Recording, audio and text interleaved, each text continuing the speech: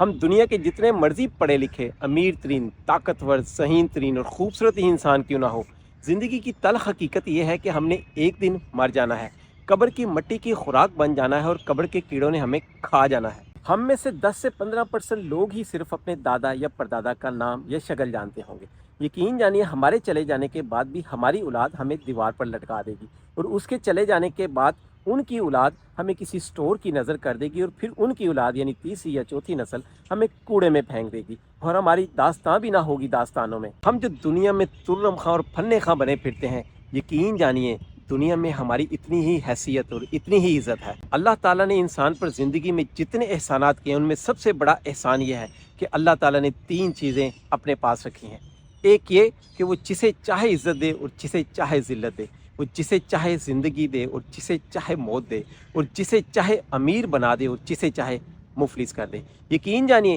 کہ اگر زندگی اور موت میرے ہاتھ میں ہوتی تو کل کائنات صرف میں اکیلا شخص ہی ہوتا اور دنیا کے تمام لوگ مر چکے ہوتے، اور اسی طرح عزت اور ذلت اگر میرے ہاتھ میں ہوتی تو میں دنیا کے تمام لوگوں کو رسوائی اور ذلت کا نشانہ بنا چکا ہوتا، اور دنیا کا عزت دار شخص صرف میں ہی ہوتا۔ اور اسی طرح اگر امیری اور غریبی میرے ہاتھ میں ہوتی تو دنیا کے تمام لوگ صرف مفلس رہ چکے ہوتے، اور دنیا کا امیر ترین شخص اور گوداموں کا مالک اور فیکٹریوں کا مالک صرف میں اکیلا شخص ہی ہوتا۔ ہم زندگی میں ہمیشہ نفرتیں بانٹتے رہتے ہیں اور محبت کو اپنے قریب پھٹکنے بھی نہیں دیتے۔ اس بات کو سمجھنے کے لیے ہمیں محبت اور نفرت کے بنیادی فرق کو سمجھنا ہوگا۔ محبت پیدائشی طور پر اندھی ہوتی ہے اور یہ جینے کا ہنر جانتی ہے، جبکہ نفرت آدھی زندگی پینا اور آدھی زندگی نہ پینا ہوتی ہے۔ نفرتیں پلانے والا شخص اس دنیا سے نفرت کی آگ میں سلگتا ہوا رخصت ہو جاتا ہے، اور اس کی داستان بھی نہیں ہوتی داستانوں میں، جبکہ محبت پھیلانے والا شخص اس دنیا میں ہمیشہ قائم و دائم رہتا ہے۔